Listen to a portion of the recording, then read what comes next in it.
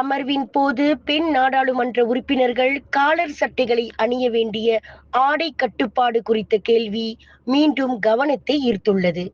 இதில் மன்ற விதிகளின்படி பெண் நாடாளுமன்ற உறுப்பினர்கள் தேசிய உடை, கை நீளம் அளவு கொண்ட ஆடை அல்லது முழங்கால் அளவிற்கு குறையாத ஸ்கர்ட் அணிய வேண்டும் என்று மட்டுமே குறிப்பிடப்பட்டுள்ளது. ஆனால் காலர் சட்டைகளை அணிய வேண்டிய கட்டாயம் குறித்து குறிப்பிடவில்லை என்று கூலாய் நாடாளுமன்ற உறுப்பினர் தியோ நோ சிங் கூறினார்.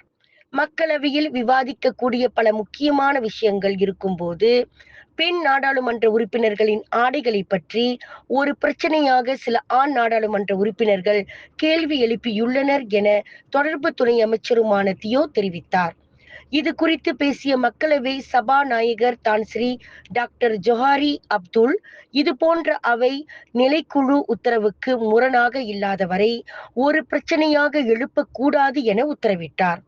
கடந்த திங்கட்கிழமை மக்களவையில் சட்ட உதவி மற்றும் பொது பாதுகாப்பு மசோதா 2025 முடிவுக்கு கொண்டு வரும் சமயத்தில் உலு திரங்கானு நாடாளுமன்ற உறுப்பினர் டத்தோ ரோசோல் வாஹிட், பிரதமர் துறை அமைச்சர் சட்டம் மற்றும் நிறுவன சீர்திருத்தம் டத்தோ ஸ்ரீ அசாலினா ஒத்மானின் உடையை விமர்சித்திருந்தார் என்பது குறிப்பிடத்தக்கது. விலையில் மேலும் செய்திகளை தெரிந்து கொள்ள கீழே இருக்கும் பெல் பட்டனை அழுத்துங்கள்.